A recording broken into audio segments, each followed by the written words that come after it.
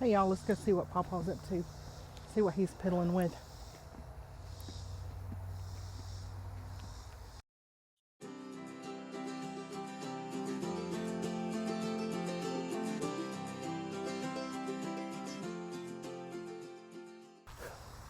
Hey Pawpaw, what's going on? We out here today. It's about 4 o'clock on August 15th, I think it is.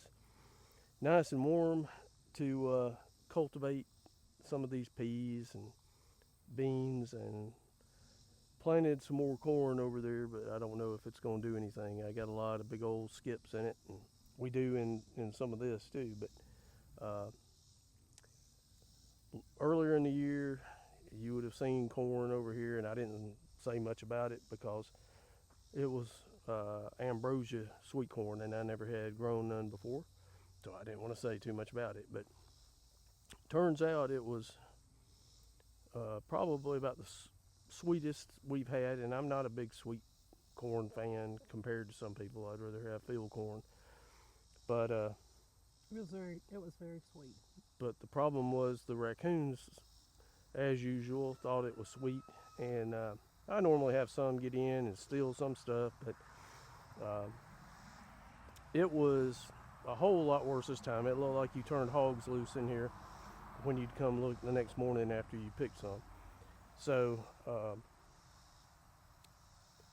went ahead, and that's one reason didn't have a whole lot of videos. I was out here one week trying to pick everything there was to pick and creaming it in the afternoon. Neighbor picked some, and just fighting them trying to get it before they went in and tore it all down.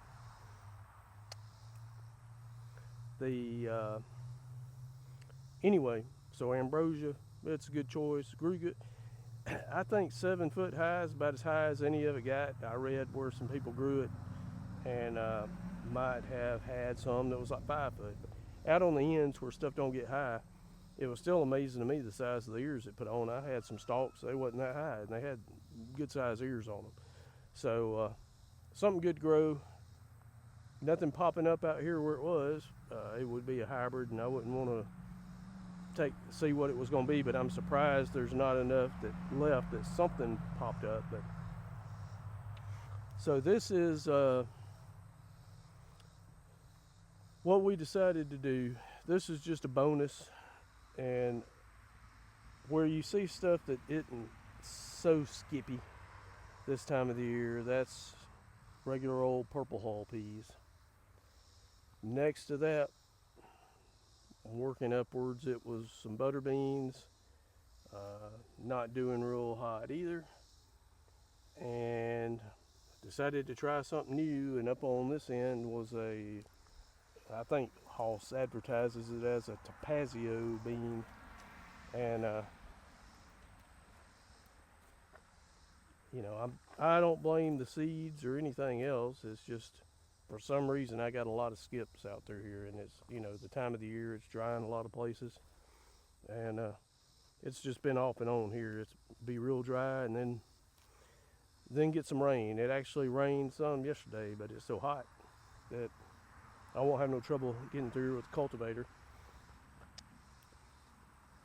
One other thing to mention too is I had said something on another video about the way I've been planting them is to drive through and make tire tracks with the cub without putting any implements down, and then taking that Hoss cedar and running between the tire tracks. If you get down here before I run through it and cultivate it, you can kind of see it's been rained on a time or two, but you can see my tire tracks, and road's not perfect, but that's kind of how it looks driving down through there between those tire tracks.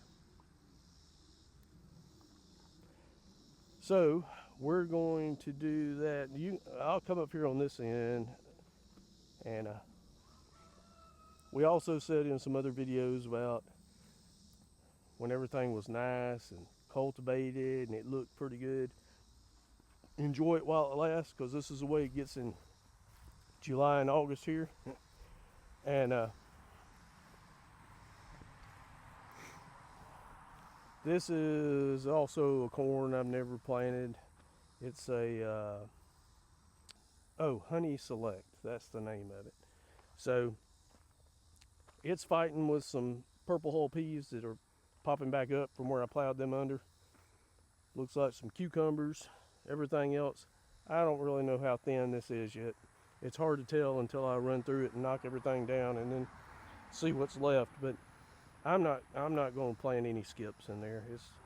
This is all bonus stuff for us, so we're just going to let it do what it's going to do. All right, I'll show the peanuts.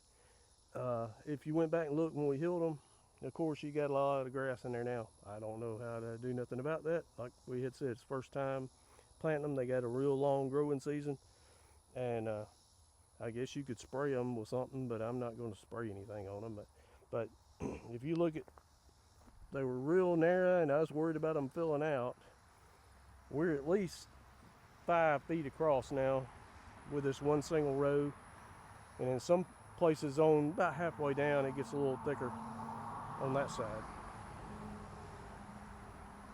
Over here I was going to well, when I got tired of picking peas, I was going to mow them down and replant with some iron and clay peas or something, just to keep, you know, so many weeds from coming up and keep the weeds down, and something to hold the dirt until we put the fall stuff in.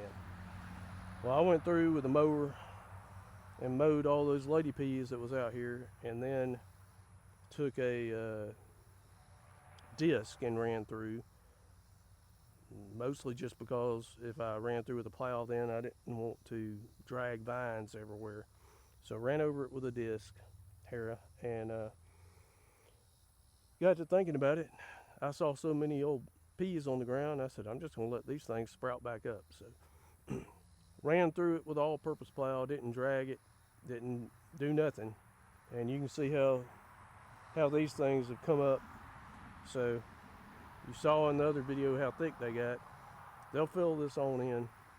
Up here was strawberries and onions before, so the peas were not there. So I took some iron and clay peas and scattered them out. And if you haven't grown any peas much, all these are going to get huge and bush on out and cover up all this, cool this dirt down up until about middle of September. Maybe it'll be the earliest that I plant try to do any fall stuff. So this is just something to hold the spot. So we're going to get back in that Ranger and ride around to sweet potatoes and look at them. All right, so this is an update. It hadn't been that long since I posted a video, but like we're talking about, get busy doing stuff, and they were not up to date. But I was glad I had come out here and did a quick one that she could add in to give you an idea. I went back and looked. Today's August 15th, July 3rd is when I stuck these in the ground. And so this row right along here closest to me was slips from those excavator track beds out there where I put some potatoes in there. They did real good. Kind of surprising to me because when I went to pull some of them up, they were dry as they could be. I mean, there wasn't hardly any moisture in them because I had just planted them up in that wood chip mulch up on top. But I got blooms all down through here. The next 2 rows over are the ones that we did, cutting the little pieces off and sticking them in trays. And I think in that last video you can see how tiny they looked back a few weeks ago, whenever that was, when I came out They look like little sticks. Yeah, took a picture of them. But I'm talking about the plants were only like this high, Yeah. just a few weeks ago on that last video. Now you can see how they have not spread quite as much right up there yet, but you give it about another week, you won't be able to tell much difference. One thing I did is I pulled up all the weeds by hand, but the first time I went through, I cultivated it and ran the hillers through. I had run the hillers through and made a bed to plant them in. Then I came back through and put 5, 10, 15 a couple of weeks later, and ran the hillers through again and threw a little more dirt up there, and still had a ton of weeds. It took a couple of mornings doing a little bit at a time to get it all up, but they got a good start now. Not that many weeds now that they've spread, so we're gonna see how they do, and hopefully these peas will fill on out and they'll come together and stop some of this weeds in between.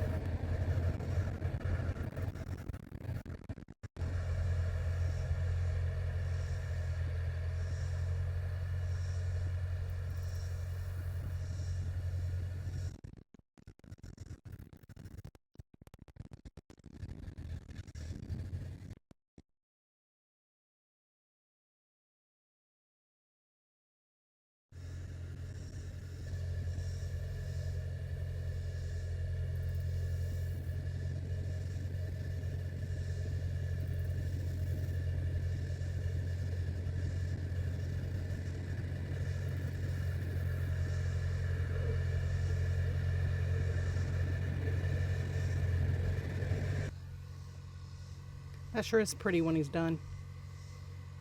I always love to come out here and look at the garden after he's cultivated through the rows.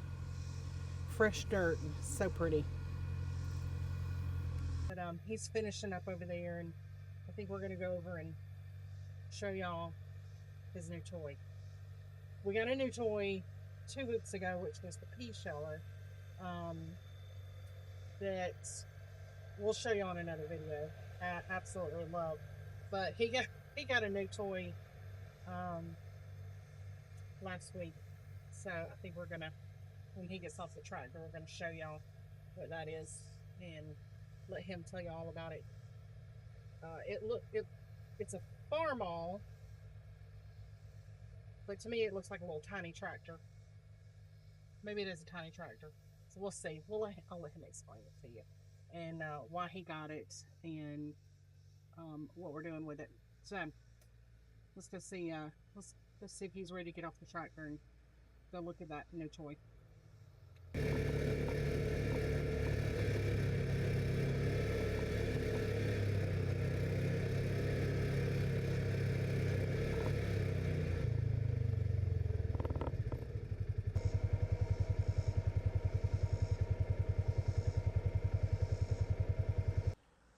All right, while I had this cub out, we had a subject come up that I was going to mention, and because she told me I thought I had explained the difference, but she didn't understand the difference. back about 2.5 weeks ago, and things go bad, and so my zero turn, the right pump went out on it, and I was still in the middle of picking stuff and shelling it, and I didn't want to mess with all that then, so I took it to a place where I know the people that work there, and they do a good job, and it was worth it to me for what they gonna charge to change that pump out. Well, the problem is the pump's taking about 2 weeks to ship and get here, and in that time I had already cut most of the yard, but not right up at the front and back all through here. So I pulled out a 21-inch push mower that, I don't know, it had been about 5 years since it ran, had to take the carburetor apart, got it going, cut it, and I knew I was not going to enjoy that in days with heat advisories. So I got to looking at cheap lawnmowers, like regular riding lawnmowers, not zero turns, just to use temporarily. And there is no such thing no more as a cheap riding mower of any kind. Years ago there was, and I ran some for 10 years and sold them in good shape. But now even junk that no batteries, no tires that work, no some decks bent up, all these ads, runs great, this is great, no problem but this. And that one problem that they mentioned at the end is probably a $300 problem. So I said, well, I sure ain't driving an hour like I had to do last time and renting a riding mower or a zero turn and cutting. I do that a couple of times, it's a few $100s. So I like old stuff, and got to looking around and said, well, I like this old Cub, but I sure ain't pulling these cultivators off and putting a belly mower up under there. So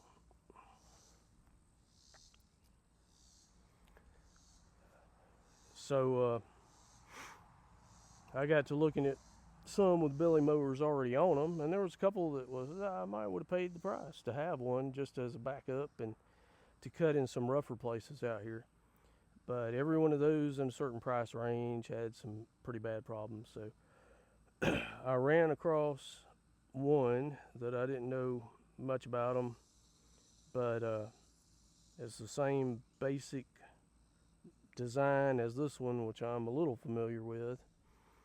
Other than it's got the belly mower, it's 10 years newer, and it ain't pretty, and it's got some problems, but that's my toy, as she called it, to try.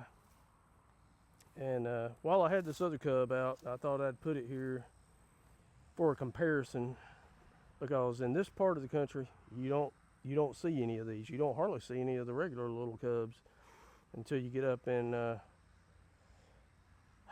when I was looking, I saw a lot more of them in North Carolina, South Carolina, way North Georgia. And so anyway, this one was advertised probably, about what you could go get two cheap, junky MTD mowers that were broke down. And I said, well, I'll pay, I could sell the deck off of it for enough to make up almost half of what I paid. So since she wasn't familiar with it, I thought, look at some different, maybe other people that's not familiar with it. And first of all, I'd say I'd be scared to death with a belly mower on this one, just because of how narrow everything is. Now you can adjust some stuff out, but I don't want to go adjusting axles and removing parts and all that. So this one's got a lot wider front and rear wheels. As you can see, it's probably a foot wider in the back. I don't know how much wider in the front. And you can see that where the axle sits here below the tire on this one up here. So that's one thing on a low boy that they did, was make that front axle sit down lower. The other thing is, if you come around here to the back, so these final drives are turned pointing 90 degrees basically, versus the ones on the Cub are down low, and just that turn eliminated, I think it said 8 inches of height. I'm not sure total front and back if it's the same, but you can stand back here and kind of look at the back of them, and you can see how much lower that one sets. So I guess that's why you got the name Lowboy. Tires are bad on this one, but I'm not replacing them until they give out completely. Like I said, it's just a backup. This mower deck, I know what the basic model number is, but there's so many of them. I'm still trying to figure out the actual model that includes the mule drive back here to attach it to the rear end. But overall, I cut the front yard with it the first time, and very, very stable. There's some steep places that I wouldn't go on because the engine's offset on both of them, and I don't want to take a chance figuring out how far it's going to go before my balance is off. But I borrowed somebody's commercial grade zero turn and used it, and that made me nervous. I mean, this thing feels more stable. It feels pretty close to as stable as the commercial zero turn that I'm using. So, does have problems I'm gonna have to mess with eventually. Had to go to North Carolina to get it, and went up there. When I first asked about it, they said no, it's not a finish mower. You know, it's not going to get your grass cut like a zero turn. Well, it's pretty dang close, and I would not have even gone to look at it based on their comments, other than I knew it had 3 blades set up, and it's more like a woods finish mower instead of the 42-inch narrower decks. So blades is all chipped up, they feel rough. I ordered another set, I'll put them on there. But overall, it has a little, if I first shut it off when it's hot, it spits about a tablespoon of oil out from the rear main seal, which that's about what my Massey Ferguson does. I use all the time. I put something under it and just sitting, it doesn't really leak. My oil pressure's low. I'm gonna take the pan off and clean that screen in there and see if that helps. It's really hard to tell how low it is because I think this gauge goes 0 to 75 with some hash marks. It's hard to read, whereas this one's probably 0 to 40. So I know I'm at 22 to 25 when I crank it, but then it drops down to where it's hard to tell. But I'll hit start in a minute and kind of end it there. But when I got it home, went to drive it off the trailer, she don't know nothing about any of these, but said, "Oh, that sounds good." And but she's heard this other Cub. This other Cub's 6 volt, and I've got to where I crank it with a crank most of the time just because it cranks fast. But this thing, it starts pretty quick. So I'll need to do some work eventually on here probably, but like I said, I'm tired of new stuff that's always got problems. Old stuff's gonna have some problems too, but from what I've ran into, it's usually simpler for me to fix and to get parts. And you know, that's a subject for a different day, which I'll probably talk about, since somebody's watching something and they're trying to figure out what do they need.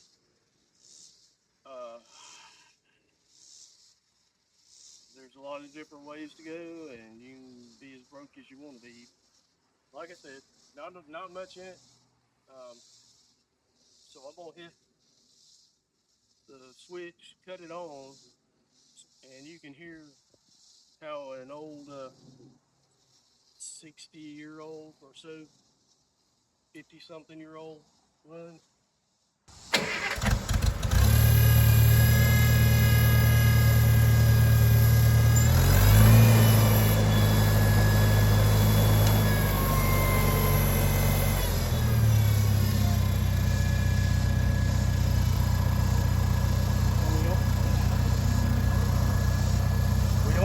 smoke coming out.